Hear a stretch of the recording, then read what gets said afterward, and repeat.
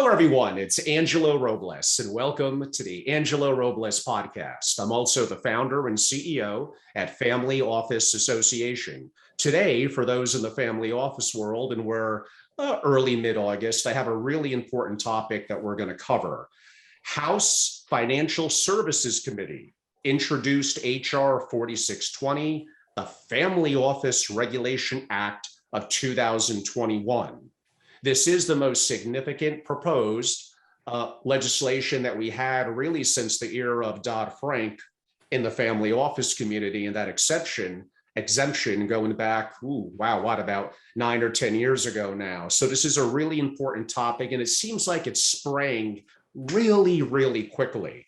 So we have a very special guest. He's arguably the most prominent attorney in the family office community in the US. He's been a friend, and I've known Tom since I launched Family Office Association in 2008, and that would be Thomas J. Handler, JDPC partner at Handler Thayer. Tom, thanks for joining us again today. Morning, Angelo. I'm happy to be here. Thank you. Thank you. So great topic. What we're going to do today, a little bit of a different format. I'm going to give somewhat of an overview. I actually had Tom on a couple of months ago, which ended up being a precursor to what we're doing today that led to some of these issues. I'm going to give a comment about that. I'm going to give a very brief open to the situation we're looking at now. And then I'm going to give the floor to Tom, whether it's 5 minutes or 15 minutes, whatever, to give an overview, a relatively comprehensive overview. Then I'll jump in with some questions. We also have live participants today in the family office community, and we do encourage through the Zoom chat feature their Q&A as well. So to give some context to it, when I had Tom on, it was relative to Bill Wong and the Archegos, and I know I'm pronouncing that wrong, but I'm still going to hear flack from it, but you know what it is. He was a very successful hedge fund manager who did have some issues, converted to a single family office approximately 2013-14, and basically took his, whatever it was, I think it was 200 million of net worth. So someone that came from nothing, who scraped his way and was successful and did well, created his own family office, and at times might have had a personal net worth of 30, 40 billion dollars, really an amazing amount of money. But because it was done through swaps, it was legally, as far as we know, off the grid from regulation, I guess you could say. The banks were very involved, making hundreds of millions of dollars in fees, and now they're claiming some level of ignorance. I find that a little bit amusing, for lack of a better word. And I argued when I had Tom on, and it got me in some trouble, that although we may have disagreed with the structure and how we ran the family office, that this was, by definition, a single family office, and per the exemption from the Dodd-Frank that I mentioned earlier. He was doing nothing wrong as far as we could tell from the legal perspective. But yes, did we kind of know that once this blew up, that this would likely cause some issues, and people like AOC and others to really rally around that, of course, we need more registration and oversight and government involvement, which in my opinion is just crazy, but we're going to get into some of that today. So I knew that was coming, but I felt the right thing to do was to still stand up for what I felt was a real family office, even if the others in the community felt that, yeah, you're probably right, Angelo, but this is going to bring heat on us. But I had to look at it from a different perspective, and that's just how I felt. So taking us to today, on July 22nd of 2021, New York Congresswoman known as AOC, we all know who she is, a member of the House Financial Services Committee, introduced, as I stated, H.R. 4620, the Family Office Regulation Act of 2021. H.R. 4620 would limit the use of family office exclusion from the definition of investment advisor under the Investment Advisors Act of 1940 to certain covered family offices, i.e. family offices with 750 million or less in assets under management, known as AUM, that have not been barred or subject to final orders or conduct of constitutional fraud, manipulation, or deceit. Family offices with more than 750 million in AUM would be exempt from registration as investment advisors with the SEC under a new exemption, but would have to file reports with the SEC as exempt from reporting advisors. The bill would also repeal a grandfathering clause in Section 409 of the before mentioned Dodd-Frank Act that permitted family offices whose clients were persons that are not members of the family to qualify for the family office exclusion. And that's a big one that Tom is going to get into. Finally, and then I'll give the floor to Tom, the bill would authorize the SEC to further define a covered family office to exclude family offices that are below 750 million threshold. But here's the key: if they are highly levered or engaged in high risk activities, which now we're leaving perhaps that definition to the US government, to the SEC. So they're defining what that is. In my opinion, they're now not only overseeing, to some degree directing how families should have the right to invest. So yes, I completely disagree with that. Tom, I'm going to give the floor to you to give us an overview of what I stated, and then I'll come back with some questions. Thank you, Angelo. So let me start by, I'm using my come and take it Canon coffee mug. And this is my one-man protest against wokeness and cancel culture. So I slam it in every opportunity I get. So I've now done my job. Yes, you have. You can get a sense of, if you've read any of my past pieces on Dodd-Frank or listened to the dozens of seminars I gave on the subject, I am not a fan of SEC oversight of family offices, period, much less at this level. But let's back up to the beginning and get a sense of what actually happened here. The media came out and attributed criminality to Bill Huang, which didn't really happen in the United States. He had some investigations with the SEC, which means nothing, by the way. You can't assume guilt because the SEC looked at you. He did have some problems in Korea in the past, but they ascribed things to him that didn't really happen. So a little loosey-goosey, inaccurate media, which, by the way, is their ongoing and regular pattern. That's the norm. And even the most sophisticated financial publications, these tend to be very young reporters who are journalists, rep majors, English majors, who have no background whatsoever in taxes, finances, economics. And they're very bright, and they're very talented, but they are not seasoned and they have no background. And technically, they don't know what they're talking about 8 times out of 10. So, and in the last 2 months alone, I've been interviewed twice by the Wall Street Journal, New York Times, Barron's, Business Insider, Reuters on these subjects, and only a few of these reporters really know what was going on. The second thing the reporters did was they jumped to the conclusion that because of the collapse of Archegos, we need to regulate family offices. And that in itself is a fundamentally flawed assumption. So exactly. First, among our family offices, I'm going to guess that, well, I'm not really guessing. It's maybe 4 in 300 plus have to do 13F filings. So the 13F filings are required of institutions who are trading blocks of $100 million or more. There's a whole host of nuanced securities filings that family offices might have to do already, and they're largely unaware of these. And we found a lot of these back when we were doing reviews to see if the family offices were compliant with the new Dodd-Frank rules, that their structure met that standard so that they didn't have to register as an IRA or worse broker-dealer or commodity pool trading organization or any one of a number of potential requirements. So these reporters came out and started writing about, well, the way we solve this problem is by regulating family offices. I don't have the data, the SEC does, but my belief is that family offices are fewer than 5% of all 13F filings. They're a tiny portion. These filings are done by institutions, banks, wirehouses, RIAs, broker-dealers, and others, and family offices is one tiny subset. So if they've got a problem with off the balance sheet transactions, derivatives, such as total return swaps and others, doesn't it seem to make sense that the way to solve this problem would be to modify the regulations to define these transactions as required reporting under 13F would apply to all institutions who file 13F. Instead, this legislation is geared at, again, what I'm guessing is about 4 to 5% of the body of people that have to file. So in effect, they're not catching the bulk of the people doing these filings. It's completely misguided in that regard. Far better approach would be to amend the securities regulations into what is required to be reported under 13F and get the whole industry.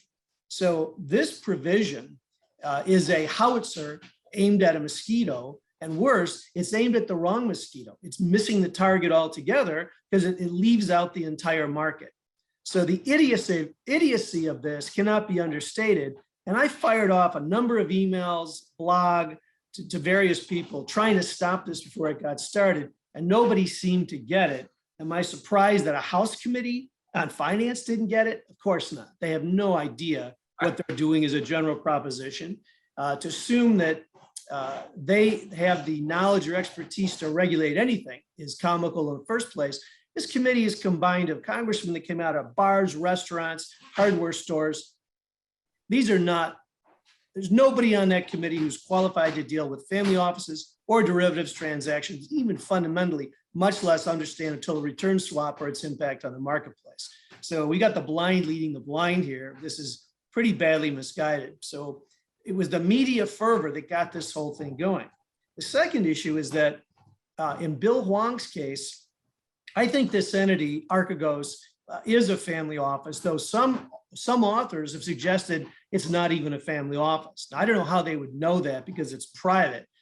So I think they're guessing, and there's nobody that, quote, there's not a great definition of what constitutes a family office, though, you know, there's industry thought of what that is. So I don't think they're correct. I think it does qualify as a exempt family office under the current Dodd-Frank standard. So this legislation has some very interesting attributes to it. So first off, it comes out of this completely uncredentialed, inexperienced House committee, which in itself is comical. The fact that AOC brought this is even more ludicrous. Just when you thought it couldn't get any more ridiculous, it can. And any family that has dealt with, or anyone, talk to any securities attorney who's been out there 20 years or more and ask them if it's a good thing to be under SEC oversight. And the answer will be almost universal, including people that worked for the SEC as prosecutors to start off their career, including a couple of my friends, people that worked with me in the past. The SEC has incredibly broad oversight, almost unfettered discretion, no congressional supervision, and it's typically peopled by young people with massive authority. One of my friends who won the Outstanding Performance Award in Chicago, 2 out of his 3 years for that district office, said, make no mistake, Tom, you don't trade investments, but if you're on my radar screen, I can find a violation. I have that much discretion. The good news is they have a better chance of getting bad guys than most government agencies. The bad news is they routinely get people that didn't do anything. And of course, you're presumed guilty until you're innocent. So the problems are one district can follow a certain path, and we've had this happen. We get a reverse merger pooling transaction, which had to be approved by the SEC, which in effect takes a company public. It was the most complicated securities transaction that existed. It's no longer available, but at the time it was. So we went through the Chicago office and got it approved. We had an almost identical transaction 3 weeks later to go through Washington, D.C. office. And they said, no, you can't do that transaction. Like, we just did that transaction. We just had it approved. And they said, no, I'm sorry. We don't have to follow precedent. We're not going to deal with that. So at the end of the day, they totally blew it off. Kill that. So the long and short of it is that you don't want to allow this agency to follow if you can avoid it, particularly for purely private citizens. Ask anyone who's an RIA who's dealt with a FINRA audit, what that entails. In some cases, you'll have the same team that just finished Cargill, a huge, massive global company, and they'll come into your family office that has 5 people and spend 6 months of your life, and your staff will be out of business for 6 months because they'll be rewriting internal controls and other procedures. There's no sense of proportionality. They will treat some massive multi-billion-dollar corporation the same as a family office with a couple $100 million. It doesn't make a lot of sense, but there's no mechanism to dial that down. And so the mindset is these giant organizations who, of course, have procedure after procedure and manuals and guidebooks and internal control systems and backup and public audits. And that's not the nature of a family office. I mean, certainly there are some, but it is by far the exception rather than the norm. So the dilemma we have here is we got this act that's way ahead of its skis, and every member of this committee is there over their skis by a significant amount. And I called 4 or 5 people in this industry, leading lawyers that work with family offices. And there aren't that many that would know this space very well. And nobody talked to any of us, right? So with the exception of those entities that I mentioned, the publications that talked to me, and I don't know who talked to other people, though I did see a couple of people I knew quoted, the committee hasn't reached out to anybody. So they didn't reach out to any experts to come in and talk about what impact this would have. Is this a reasonable method of regulation? I never got a phone call. I'm hard to miss. If you do any hunting, you're like, oh, like this guy's wrote a lot of stuff on securities regulation of family offices. It would be very difficult, not to find me or a couple of other people because we've published and spoken a lot on the space. Well, nobody talked to anybody that I know. So legislation as it sits, it's a rather arbitrary limit. There are $300 million families with $200 million blocks of stock. They've got to register, yet they're potentially exempt under these new rules. On the other hand, the fact you've got 750 million in assets under management or more, you may never have a 13F requirement. I would say out of 100 billionaire families, maybe 5 have 13F obligations of families that we've dealt with, 13F obligations. It's a real minority of even that pool. So this number cutoff is really quite arbitrary. I don't know where it came from, but you will have families well beyond that 750 who should never have to file anything. And you got families below 750 which should file, and not for the reasons they've articulated. The reasons they've articulated give the SEC broad discretion. If you're highly leveraged, of course, that's not defined, or engaged in risky transactions, that's quite subjective. So I don't really know what that means. All I see is massive government intrusion into private family businesses that is either not necessary or misguided from the get-go. So I don't trust their involvement in the area. The legislation is way too broad and it's horribly misguided. And that's what we're saddled with. And this thing's kind of taken off a life on its own because it's very political. It's part of the vilification of the affluent. Anyone who's been successful, is highly educated, has attained some measure of affluence. Well, you got lucky, you stole it, it was your white privilege. The list goes on. No one will give credit to people for working hard, studying hard, taking risks and doing well, which is, we all know, is what it takes. This shorthand, you don't really deserve it, it's mine, so I'm going to take whatever I can and torture you in the process. That symptom is running through government. It's unbelievable, in my opinion. And this vilification has been going on for years, but it's at fever pitch in the current environment between Antifa, Black Lives Matter, and some of these groups out there doing just outrageous things. It's just more of the same. And there's no sympathy among government regulators or courts, or for that matter, juries, because they've heard it so much, they've been indoctrinated. They think it is all your fault. And they think Bill Wong was pulling something. It is yet to be shown that he did anything wrong. He may have been fully compliant. There may be no illegal element whatsoever of what he did. He simply took high risks. And as Angela mentioned, to feel sorry for these financial institutions, I don't know what we do. They're as sophisticated as they can possibly be. We're crying for the wolf, and I don't see any reason to cry for the wolf. I'm sorry they got hurt, but they made a lot of money off of those trades they did. What goes around comes around. You want to be in a high risk, very lucrative business, things can go down. And when it goes against you, you can't cry about it because it looks like Bill Wong was complying with the rules that exist. So I'll stop there for a minute, but I find this really interesting to see how this plays out. I'm hoping that the Senate will have nothing to do with it, but the momentum is already out there.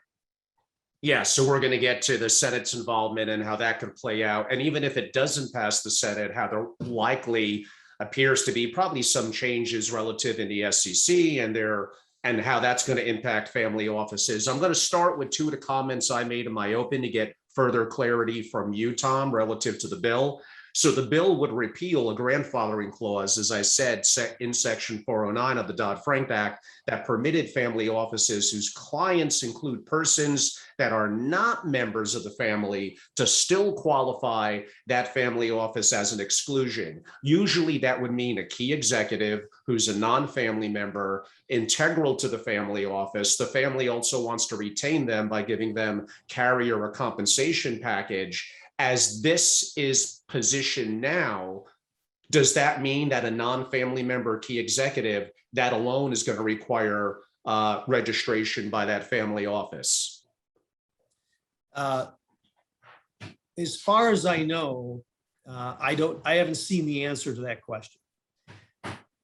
Right now, it's, key executives or people in direct control of investments. So arguably, you might, if you have 5 analysts, perhaps the head analyst might qualify. Not sure. It's uncertain. There's no precedent to guide us, but my guess is that could be successful. You try to claim all 5 analysts can have access to the family portfolio. I would say that's going over the line. I don't think that would be successful, and I would counsel people against it. You also have the opportunity that divorcing spouses, the outlaws, are allowed to retain their investments until they mature. They can't do any additional investments, but they aren't kicked out and just left to their own devices. They're allowed to stay in. So there's some reasonable provisions there that were put in place largely because of the family office industry lobby, ABA, and the other groups that commented, and we contributed to a couple of those comments. And I think the industry did a very nice job of making the bill much more reasonable and more tenable. So I don't know where they will go with this, but I certainly don't see the exemption broadening in any sense of the word whatsoever. And I think the media stories will, of course, impact the SEC, because again, if you're a young SEC attorney and you want to be one of the top attorneys at the SEC, that's one thing. That's a very small percentage of those people. The best people typically get lifted out. So unless they're really there because they truly want to do government service, the best people leave, and the people who've been there forever end up bitter, misguided, jaundiced in their view, and they're very difficult to deal with because they don't like taxpayers. They think everyone's out to cheat them, and that really is not the case at all. The SEC rules in some cases, it's like going through the home of the Minotaur. You're just going from wall to wall, trying to find where you're supposed to be. And it's quite difficult. And attorneys struggle with it. Poor lay people, I don't know how you weave through this stuff and figure out what you're supposed to do. And of course, it's changing. And they don't publish their president. And one district will do one thing and another district will do another. That itself seems a little ridiculous to me. So letting them go down this path is probably a bad thing.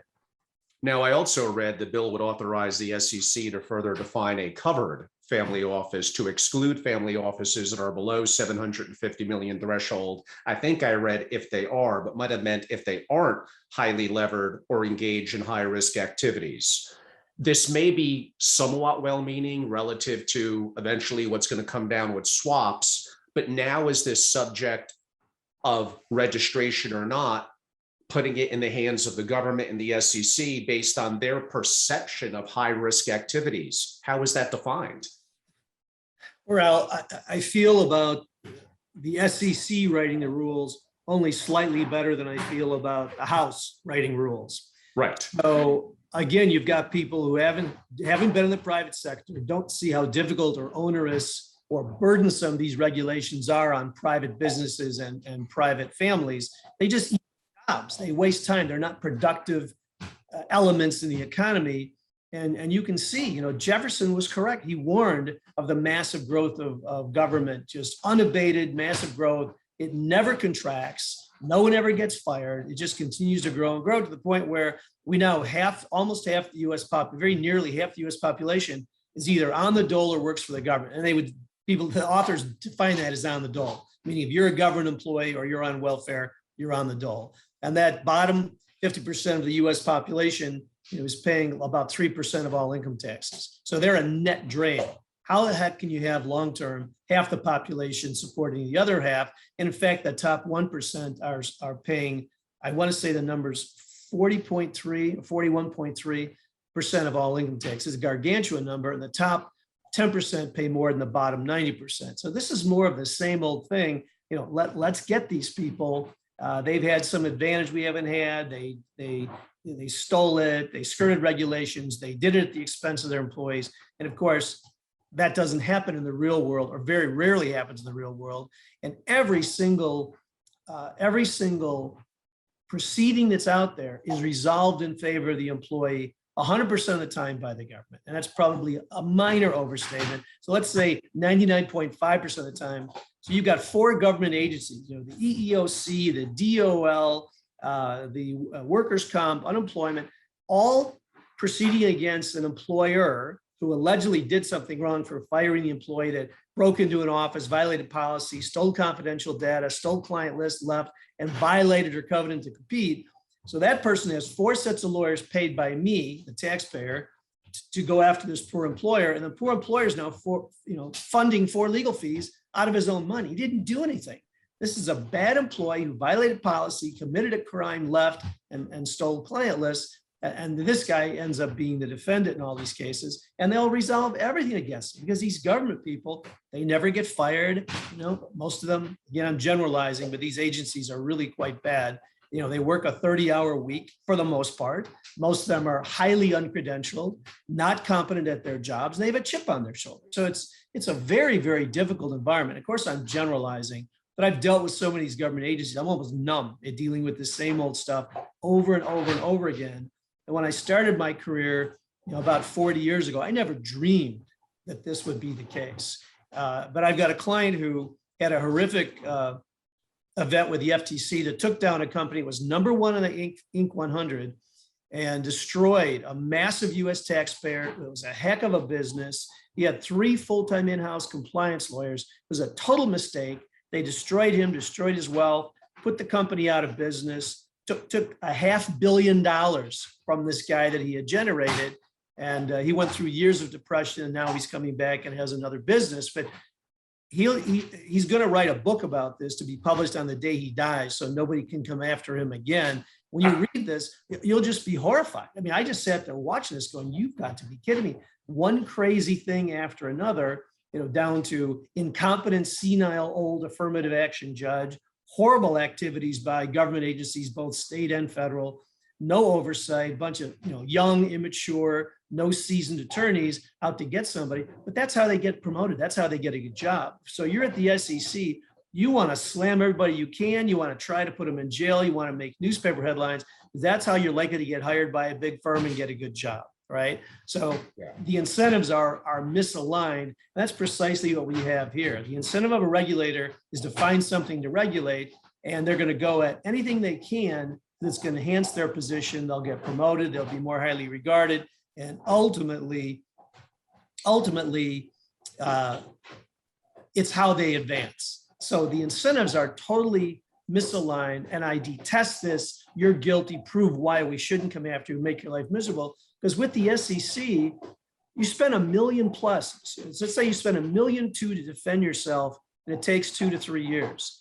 They come out on the website and bash you and slam you and say that you rape babies, killed puppies, and club baby seals, and that's all over the place. And you haven't done anything yet. Turns out you win 3 years later, totally innocent, nothing sustainable. Well, you're out $1.2 million. You've spent a bunch of your own time, and there's no retraction. It just drops off the SEC website. But because Google prioritizes, and other search engines that are all woke, and by the way, Google downgraded me, eliminated about 40 things that normally hit the web. So mistake of calling the Black Lives Matter race riot what it was, because I was there in Chicago. I was there and I saw it. And it was horrific. There wasn't a protester within 100 miles. These were thugs and criminals with baseball bats, pool cues, guns, tire irons, robbing and pillaging mile after mile of stores. They destroyed several of our Black client-owned stores, destroyed them, robbed them blind, let nothing of it. There was no political morality to this whatsoever. This is purely a bunch of thugs causing billions of dollars of damage. And of course, Mayor Lightbrain told the police to stand down. So you can imagine how well that worked. People got killed. People were in hospital for weeks at a time with a level of damages and injury. Cars being firebombed. This environment is what's going on And that's why you don't want to be in front of these government agencies. That's just the reality of the situation. And of Yeah, course, all interesting points, Tom, although Tom and I definitely share some libertarian points of view and less government involvement. I don't have the experience that Tom had relative to BLM in Chicago, but we probably do part ways to some degree there. Part of it's a little bit of my background. There are definitely bad elements in those organizations. I do believe so, but I think the general premise was meant for good and social change, but it might have gone a little off course. So we do encourage people to speak their opinion. We encourage debate. It does not mean I have to agree with every guest. That would kind of be boring, actually. So it's good to have a little bit of fiery conversation, for lack of a better word. And you know what? You need to think for yourself and make your own decisions. And that's become a problem, not only here in America, but around the world. People don't think for themselves. Think for yourselves, make your own decisions. Could care less about being politically correct. Just make the decision that you think is the right decision, and you might be wrong. We're all wrong sometimes. You need to adapt your decision or your points of view as new information comes in. No ego, put that aside. Just make the best decisions that you could. Tom, a little bit back to the bill. So probably HR 4620 is likely to pass the House. Let's just be honest. Should it reach the floor, the belief is that it probably is not looking favorable in terms of passing the Senate in its current incarnation. But that doesn't mean that it won't. And that doesn't mean that there still may not be additional guidelines coming down from the SEC and the CFTC. Even if it doesn't pass the Senate, there probably are going to be some changes happening here. We'll need to monitor that in the coming weeks to months. I think that's fairly accurate. And to sum up the issues, I think the $750 million threshold is somewhat arbitrary and ineffective. So again, there's not necessarily a relationship between size. I guess there's some relationship, but it's certainly not a one-to-one type correlation. So that in itself is potentially problematic. The level of discretion proposed to be given to the SEC for under 750, that looks to me like a Ouija board. I don't know what that's going to look like. They can kind of make it up as they go, which of course is quite dangerous when you're talking about citizens' rights and even constitutional right to privacy, right? That's one of those penumbral rights that the courts have found. So where does that stand? You know, if you've got families running their own money, why should they be subject to this nonsense unless they are in fact trading those blocks and requiring them under 13F with a better definition of what's covered would be much more effective. So I think it's likely to be watered down, but I think the discretion given to the 750 and under is really dramatic. And the trend here, I think, is a difficult one. You know, there have been dramatic impositions on right to privacy, and this is one of them. I think families will be very concerned about this, and I don't think it's going to be helpful.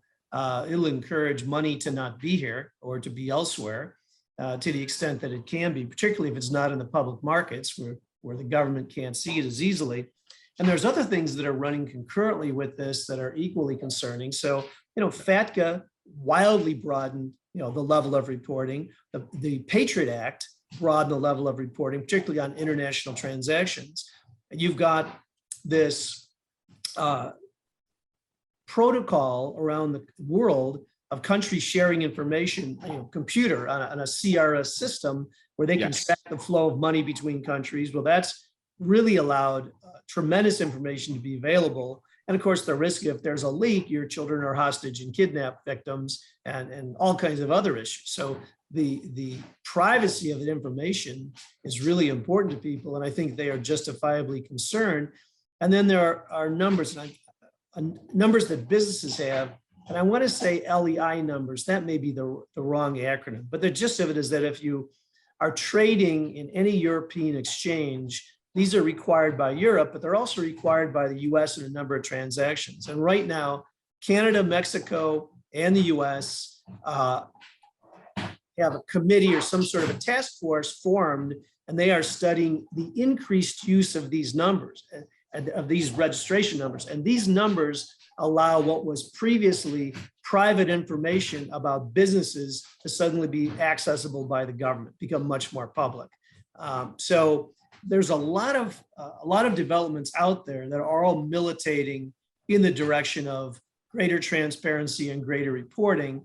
And the question is, when is that public good, that public interest supersede the private interest? And that's a tough balance. But the government is always going to come out on the wrong side of this. They very rarely, unless Thomas Jefferson comes back, we're not going to come back on the side of, yeah, government's over its skis, and there's too big a government already. By all means, we shouldn't go there. They'll kind of go any place they want to go if they think it's effective. It's just the nature of regulators in general. So I'm quite concerned about where this might go. I think the Senate would likely water this down, but again, Right. Who knows? Who knows where it's headed?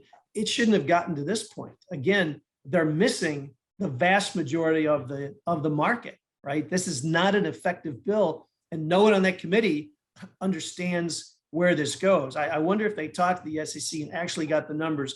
How many family offices actually have to file these 13Fs versus all the other institutions that we know are required, of which there are far more banks, far more wirehouses, far more broker dealers. It just doesn't make any sense. So you've got a misguided regulation that's gotten this far. That in itself is a travesty. It's just a testimony to how incompetent government can sometimes be. So even if it gets watered down, it's a problem. It's an ineffective bill that never should have started in the first place.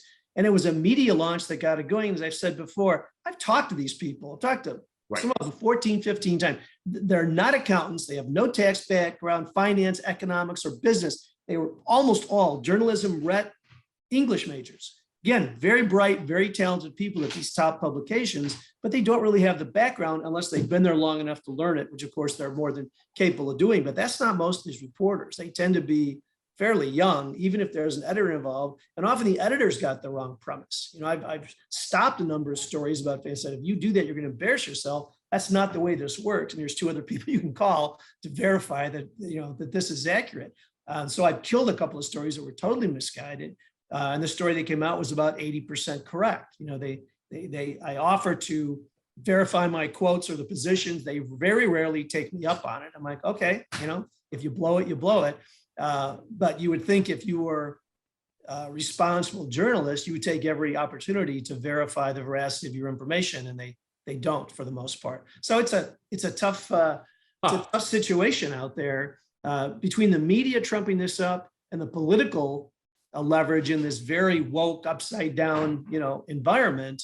There's a lot of water pushing this boat down the river. It's going to be difficult to stop it before anybody figures out that this whole thing is misguided, and it will be ineffective at doing what they're seeking to do. If they're seeking to punish wealthy families, they'll be successful. If they're seeking to have transparency in the markets and have a better knowledge of derivatives and total return swap transactions so that they can enhance the veracity of the US stock markets, that's not what this is going to do. It just doesn't get them there because they're missing the whole market. Yeah, of course. And a substantial invasion, like you said, that I concur and multiply that on invasion of privacy and really the impairment of the ability for these successful families and family offices, which we didn't really get into, but to fund startups and promote innovation. We're like stifling that. Like you said, it's almost like, God forbid, and I used Bill Wong as the example, you come from nothing, you get educated, you work hard, maybe you get some things that play luck in your favor, but that's the residue of design, and you become successful and you're punished. You're paying taxes, you're paying an estate tax, you're supporting employees, you're supporting communities. The majority, not all, of the very wealthy families that I know are active in charitable and philanthropic endeavors, at minimum in their community, often the country and often around the world. Are there bad apples? Of course, there's bad apples everywhere. There's really good rich people and poor people, and really bad rich people and really bad ethics, all that poor people. It goes both ways. I think for the most part, yes, have some of them maybe cheated or skirted the law to get where they are? I'm sure there's some. That happens anywhere. But for the majority, for the most part, these are very supportive and really a backbone of America in many countries for a variety of reasons. In taking it home a little bit as we head to the home stretch, first of all, this is a really important topic. Things are changing drastically. We're recording this on August 10th. So maybe this is up and you watch it in October or January of 2022, and it may somewhat be dated. Some of it may still be valuable, but this is changing frequently. Tom, I guess a question I'm going to have for you is for those in this situation of families of significance in their family offices, or those that service the community or simply feel doing the right thing. How could they maybe impact the House, the Senate, lobbying groups? Who could they call? How could they make a difference and have their voice heard? Well, I think, emails make it much easier to communicate with elected officials. And, people are reading their materials and compiling them anyway. So whether they read it personally doesn't matter. So a fairly short piece that says, I oppose this for the following reasons, boom, boom, boom, please vote against this misguided provision. Sending that to members of the House is probably a worthwhile exercise, though I don't know that it'll be effective. But I would absolutely get the names of your US senators and fire these off to the senators. They're, in general, more accomplished, more successful, more highly educated, more older, more senior experienced people, not the ones from Illinois, but most senators are fairly sharp. I don't know if you've seen our state, but we're the most corrupt city 15 years in a row, and we just moved up to number 2, second most corrupt state. But look out, New Jersey, because we try harder and we will manage to overcome. And although we're the highest taxing state, we're also the most bankrupt state. So between bankruptcy, corruption, and the highest taxes in the whole country, we're quite special. So nothing that happens here should ever be copied by any other state because it doesn't work. But I think the senators are much more likely to take it to heart, and that's a better forum of much more qualified people on average for the most part. So I think you'll be more effective there. And they should, they may not know much about derivatives, though quite a few of them do. I know a number of these people. We represent some senators and congressmen and ambassadors and others. And the ones that we work with are quite sharp and very financially astute, and they'll get this in a nanosecond. And they're very credentialed people, quite different from the House, on average. So I think the Senate is the way to go. I think with the committee, it's probably too late. I just don't think that would be a waste of time. But sending things to your members of the House, I would suggest that, because again, it could be the same email, and getting your US senators is likely to be most effective. A couple of closing comments, and I may loop Tom into one of them. First of all, if anyone knows AOC, she doesn't have a direct message on her Twitter. I would love to reach out to her. I'd love to have her on the show. I will be respectful. We actually share some cultural heritage, and I do have to respect coming from nowhere to where she is now, and her social media and marketing savviness, very impressive. I got to give a tip of the hat. I disagree with probably 99%, and I would like to have a friendly debate.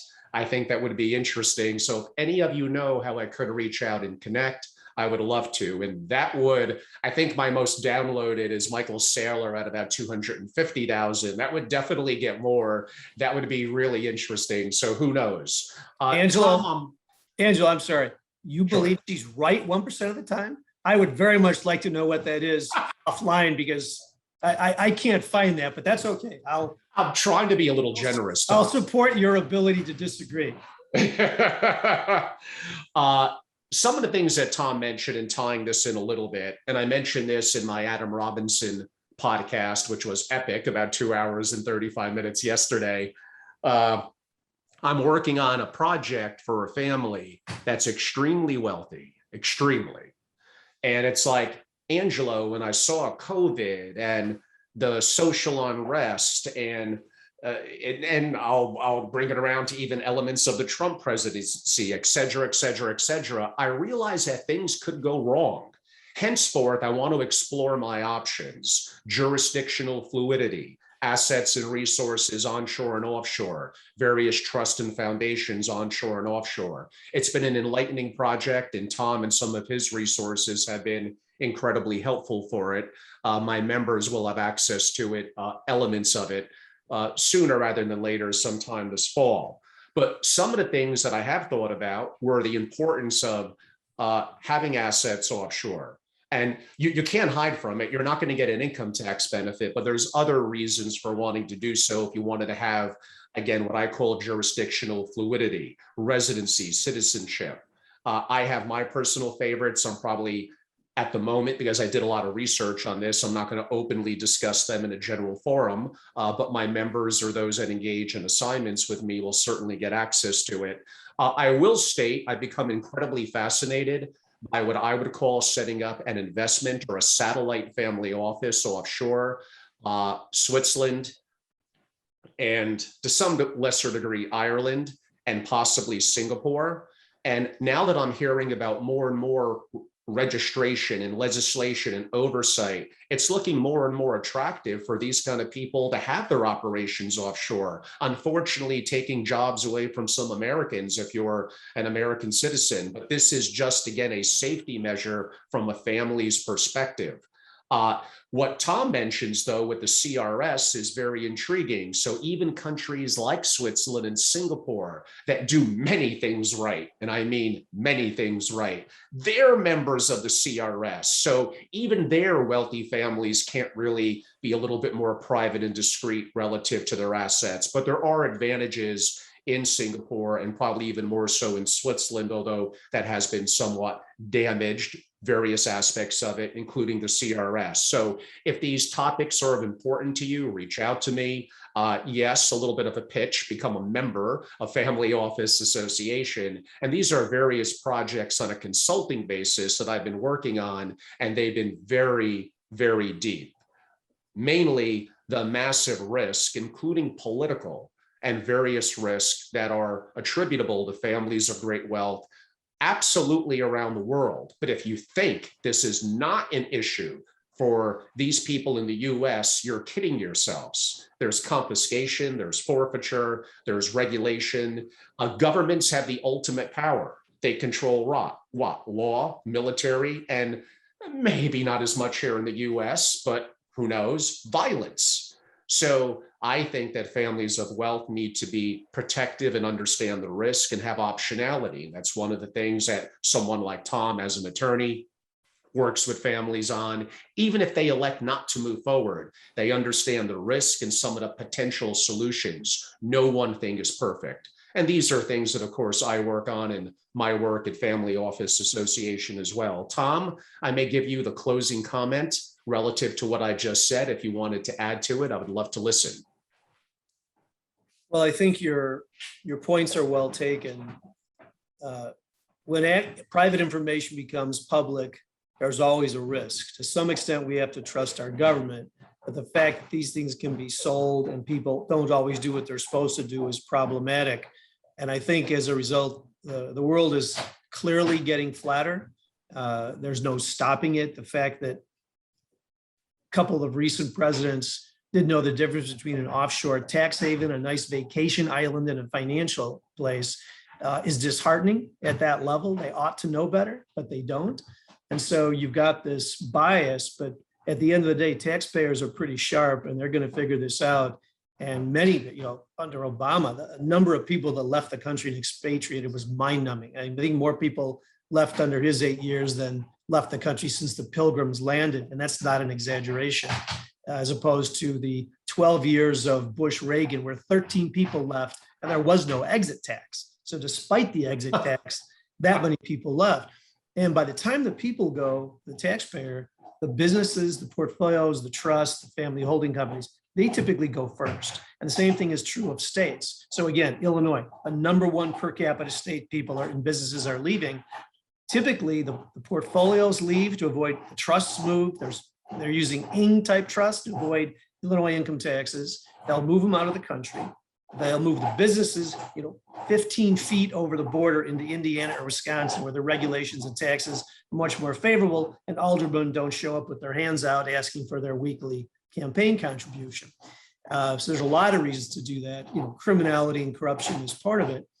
And people will leave for the S protection elements. They'll leave for divorce laws. There are a lot of reasons people leave, but it tends to be, #1, taxes, #2, the viability of the state itself, things like safety, criminality, overregulation, all those things factor into people's decision, as well as how does it impact their lifestyle. You can go to the USVI or Puerto Rico and get these extraordinarily favorable tax rates under the right circumstances.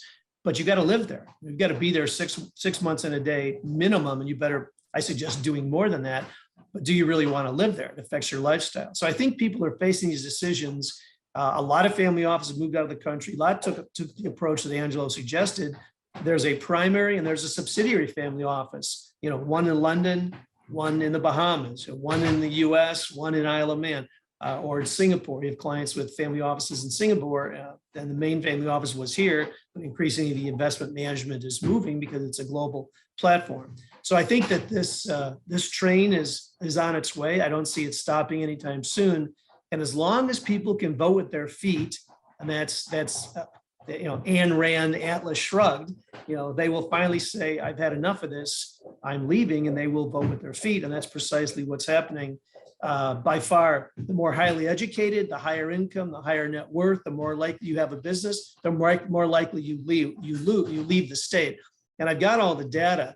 First to leave are Asians, second are whites, third are Hispanic, fourth are blacks. I mean, the data is all out there, is who's most likely to leave and why they leave. And the states that are losing population ignore this because they say, well, the bottom, there's really, the data shows they don't leave for a reason. Well, that's true of the bottom 50%, but the bottom 50% aren't paying any taxes. They're moving for jobs, to join their girlfriend, to go to school, to follow their parents. They just move around anyway. It's the top 25% that matters because they're the ones that pay the taxes, and normally the top 10%. And the top 10% are moving precisely for the reasons I just articulated. Number one, tax, and everything else follows after that. So this is likely to continue. And I think you're wise to, just like we tell clients, don't limit your structures to your state. That's probably a bad idea, particularly if you're in Illinois, for example. We don't do anything here. I don't put the trust here. I don't put the businesses here. There's a lot of good reasons to avoid this place. And there are other states similarly bad. And there are states that are quite good.